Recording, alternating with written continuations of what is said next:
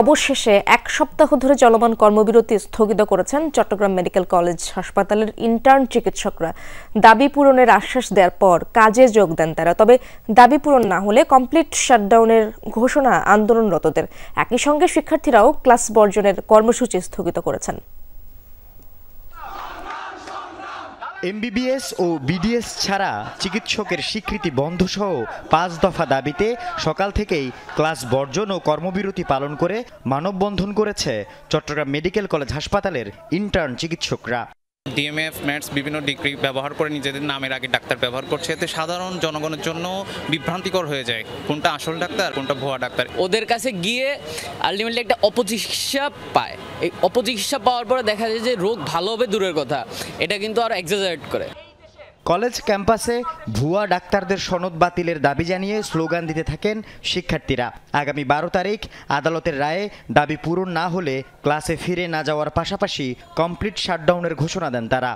পূর্ণাঙ্গ যে ৫ দফা সেটা যদি আমরা না পাই তাহলে ১৩ তারিখ থেকে অনির্দিষ্টকালের জন্য শাটডাউন ঘোষণা করা হবে ইনশাআল্লাহ। নিকটস্থ ডাক্তারটি যদি একজন ভুয়া ডাক্তার হয়ে থাকে তখন এই ডাক্তার নিশ্চয়ই তার একটা প্রপার ডায়াগনোসিসও দিতে পারবে না, প্রপার ট্রিটমেন্টও দিতে পারবে না। একই সাথে নগরীর আগ্রাবাদে চট্টগ্রাম মা ও শিশু জেনারেল হাসপাতালেও কমপ্লিট শাটডাউন এবং বিক্ষোভ কর্মসূচি পালন করেন চিকিৎসক ও শিক্ষার্থীরা। ভুয়া ডাক্তারদের বিরুদ্ধে ব্যবস্থা গ্রহণ সহ ৫ দফা দাবি না মানলে আগামীতে আরও কঠোর কর্মসূচির হুঁশিয়ারি দেন তারা। নিজেদেরকে তারা ডাক্তার প্রকাশ করবে এরকম কোনো সাহস যেন তারা আর অদূর ভবিষ্যতে দেখাতে না পারে। আমাদের এটাই একটা যৌক্তিক দাবি। তারা ভুল চিকিৎসা করে দায়ভারটা কাদের উপর আসছে? আমাদের উপর আসছে।